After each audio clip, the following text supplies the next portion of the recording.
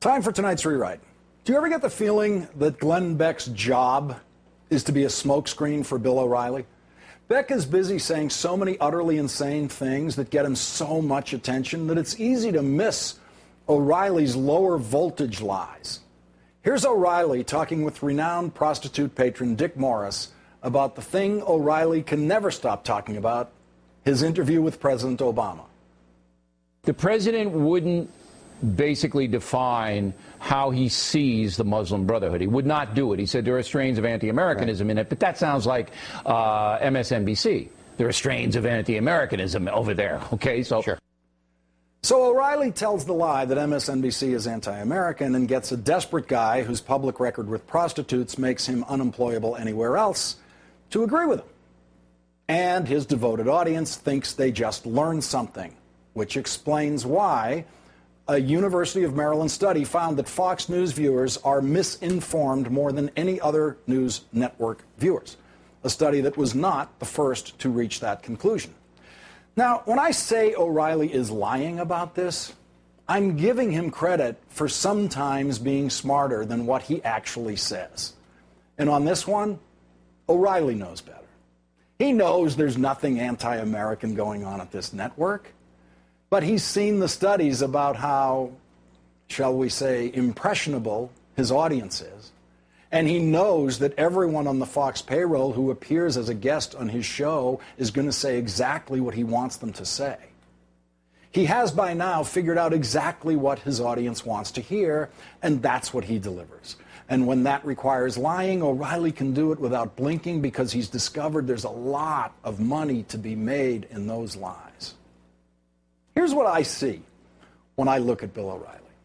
A very, very, very rich man who has grown phenomenally rich by playing a character on TV that the most gullible audience in the history of television falls for.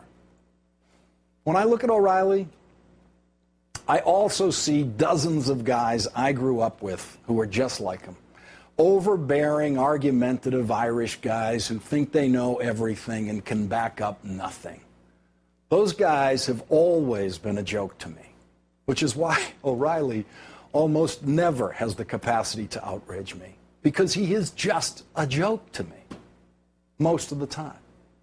But when he blares homicidal encouragement for killing physicians who perform abortions, he deserves all the serious-minded condemnation he has received for that, much of it eloquently delivered through the microphones of this network. But most of what O'Reilly does day in and day out deserves nothing more than to be laughed at, which is how Saturday Night Live treated him this weekend. What else can you do with someone who says he knows of no explanation of why the tides go in and out?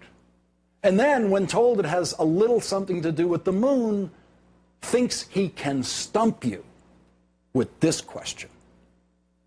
How'd the moon get there? How'd it get there? How'd it get there? How'd it get there? How'd the sun get there? How'd it get here? How'd it get there? Come on. How'd it get there? Who put it there? He believes he can ask an utterly idiotic question like that and intimidate you simply by using his faux Irish tough guy style.